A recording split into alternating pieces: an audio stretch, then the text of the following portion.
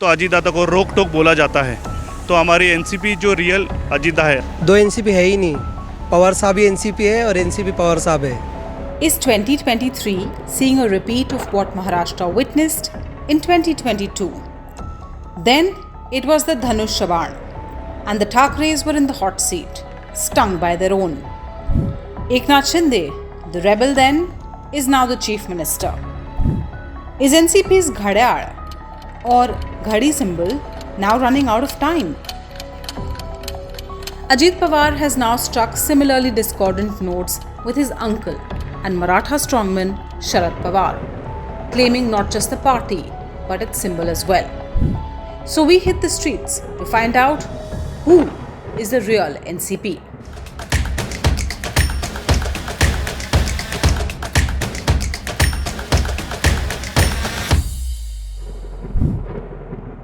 Real NCP हमारी अजीत दादा की ही लग रही है। इसका वजह है कि काम के बारे में दादा पीछे नहीं हटते। शरद पवार साहब की एनसीपी रियल एनसीपी है, क्योंकि शरद पवार साहब ने जो महाराष्ट्र के राजकारण में जो आज तक काम किया है, औद्योगिक क्षेत्र में महाराष्ट्र को प्रगति पथ पे लेके गए। आज जो दिख रही है सरकार, वो ईडी और बाकी यंत्रणा यूज़ करके हुई है। उसमें कुछ जो पैसे के पीछे गए सब लोग, मूलभूत तत्व के लिए कोई काम नहीं कर रहा है। शरद पवार ही एनसीपी है। एक में तो अजीत दादा जो काम करते हैं महाराष्ट्र के अंदर कार्यकर्ता के साथ में, कोई भी कार्यकर्ता काम लेकर आ गया तो ऑन द स्पॉट होगा या नहीं होगा, ऐसा लीडर एनसीपी में है। इसके लिए हम उनके साथ में हैं। हमारे वरिष्ठ नेता अजीत दादा पवार साहब, माननीय हमारे प्रदेश अध्यक्ष जी तटकरे साहब, माननीय हमारे धनंजय मुंडे जी साहब, यही रियल एनसीपी है जिनके पूरे नंबर जिनके पास है। पवार साहब मतलब NCP, he is the founding member. तो एनसीपी को दूसरी जगह पे कोई अगर क्लेम करता है तो वो बनता ही नहीं है। पवार साहब ही एनसीपी है, इसमें रियल और डुप्लीकेट कुछ हो नहीं सकता है। रियल एनसीपी एक ही है। आज महाराष्ट्र की परिस्थिति ऐसे हो गई कि उल्टा चोर कोतवाल डांटे। ये कॉन्स्टिट्यूशन है पार्टी का, इसके आधार पे वो पार्टी बनी है। ये जो पार्टी बनी है, ये जो है ना, ये एक बार आप पढ़ो, फिर आपको समझ में आएगा ये पार्टी शरद पवार साहब की क्यों है और क्यों हमेशा उनकी ही रहेगी। अजीत दादा का एक स्टैंड है कि जो भी काम करना चाहिए वो तुरंत होना चाहिए। एक बार मैंने नासिक के एक लोगों को बुलाया था अण्णाभाऊ साठे महामंडल के लिए। दादा ने बोले उसमें फंड नहीं था, मैं दादा को मिला के दिया सबके साथ में। दादा बोले तुरंत वो फंड नहीं है, मैं फंड डालता हूँ और सबके साथ में जिनको कुछ ज़रूरत है उनकी वो पूरी कर दी। और दादा ने वो काम पूरा ताबड़तोड़ किया। उनके साथ तब से मैं दादा का ही स्टेटस रखता और दादा के साथ में ही हूँ। दादा का काम का जो तरीका है वो हमको बहुत अच्छा लगता है। अजीत दादा स्पष्ट वक्ता है, जो है सामने रखते, कार्यकर्ता का जो भी काम रहेगा वो सामने वो क्लियर कर दे। इसके लिए तो अजीत दादा को रोक टोक बोला जाता है। तो हमारी एनसीपी जो रियल अजीतदा है, हमारे खून में अजीत दादा है। जो भी शासकीय कार्य होते हैं, जो कभी भी हम अगर अजीत दादा जी के पास लेके जाते हैं तो वो काम के लिए कभी भी जो भी उनका ये मत रहेगा वो परखट मत वो रखते हैं और वो काम हमको करके देते हैं। और वही हमारे आज के लिए हमको लगता है कि एनसीपी अजीत दादा ही है। जो भी कोई भी मतदार संघ में पवार साहब कैंडिडेट देते हैं और पवार साहब को देख के वोटिंग होता है,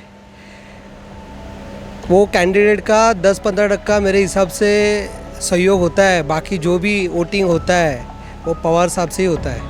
पवार साहब 56 ईयर पार्टी में अपना सोशल राजनीति में काम कर रहे हैं। तब से पार्टी 2 बार इस्टेब्लिश किया, लेकिन किसी का पार्टी तोड़ने का काम नहीं किया। आपको सब जानते हैं, आज पब्लिक जो है, कार्यकर्ता है, पब्लिक पवार साहब के साथ है। वो यूनिवर्सिटी है लीडर बनाने की।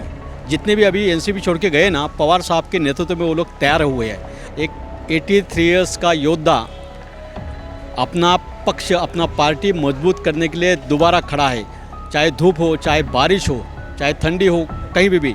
आप अगर देखेंगे कि जितने भी एमएलएस जो आज गए हुए हैं, उनके ऊपर किसी के ऊपर ईडी की इंक्वायरी चल रही है, किसी के ऊपर सीबीआई की इंक्वायरी चल रही है। और सिर्फ हमारे राष्ट्रवादी से जो छोड़ के गए हुए लोग हैं, जो दूसरा गठ बनाने की कोशिश कर रहे हैं, उन मेजॉरिटी के ऊपर तो केसेस पेंडिंग है। और ये देश के लोगों को समझना, महाराष्ट्र की जनता को समझना चाहिए कि ये लोग सत्ता के लिए कोई भी स्तर पे जाते हैं। अभी ईडी के ये सब अभी जो केसेस थे और सबके ऊपर से निकल जाएंगे ना अभी। पवार साहब ये तो हमारे बड़े साहब ही है, वो हमारे है ही है, दिल में भी है, सब कुछ है, लेकिन इसके बारे में हम लोग कुछ नहीं बताएंगे। वो साहब ही है और दादा ही है, हम लोग दादा के साथ में हैं। मैं उनको पार्टी मानता नहीं हूँ, क्योंकि अगर उनको पार्टी बनानी है तो अपने दम पे अपनी पार्टी बनाए। ये पवार साहब की पार्टी है और ये पवार साहब की पार्टी ही रहेगी। सबसे बड़े गुरु हमारे शरद चंद्र जी पवार साहब ही है। अभी दादा थोड़े यंग है और उनको भी थोड़ा सा प्रमोशन चाहिए, इसके वजह से हम भी उनके साथ जुड़े हैं। शरद पवार साहब के बिना महाराष्ट्र में एक पत्ता भी नहीं हिलता है। राजनीति के पितामह भीष्म है वो। आज भी हमारे दिल में हर जगह पे अजय शरद पवार साहब है, उनके लिए हमारे मन में कोई किंतु परंतु नहीं है। आमदार भले ही गए रहेंगे, लेकिन जो सामान्य कार्यकर्ता, पदाधिकारी और मतदार सब शरद पवार साहब के पीछे खड़े हैं। सिंबल की तो बात नहीं, अपन पवार साहब राष्ट्रवादी के हमारे सबके नेता है। अजीत दादा की भी वो नेता है उसमें लिया के, उसके लिए उनका एक गुरु बोलकर वहाँ पर फ़ोटो जो है हम यूज़ कर रहे हैं। और ये एनसीपी पवार साहब की है, सिर्फ कुछ लोगों ने उसमें दरार डालने का काम किया है। उसमें मैं एक ही एनसीपी में हूँ और बार बार आपको ये कहूँ कि राष्ट्रवादी Congress party, nationalist Congress party एक ही पार्टी है, which is led by honourable Pawar साहब, शरद पवार साहब। और जो लोग छोड़ के गए हैं उनके बारे में वो एनसीपी बनाने की उनकी ताकत भी नहीं है और वो बना भी नहीं पाएंगे। चाय से किटली गरम, वो किटली ज़्यादा उधर गरम थी, इसके लिए हम लोग को प्रॉब्लम हो रहा था। और अजीत दादा ने जो निर्णय लिया है हमारे लिए एकदम बेस्ट है, अच्छा है। दो एनसीपी है ही नहीं, पवार साहब ही एनसीपी है और एनसीपी पवार साहब है। अगर वो बोलते हैं कि मेरा फ़ोटो और मेरा सिंबल मत यूज़ करो, तो फ़ोटो को तो नहीं करेंगे यूज़, लेकिन सिंबल हमारा ही रहेगा, दादा का ही रहेगा, यही बात सच है।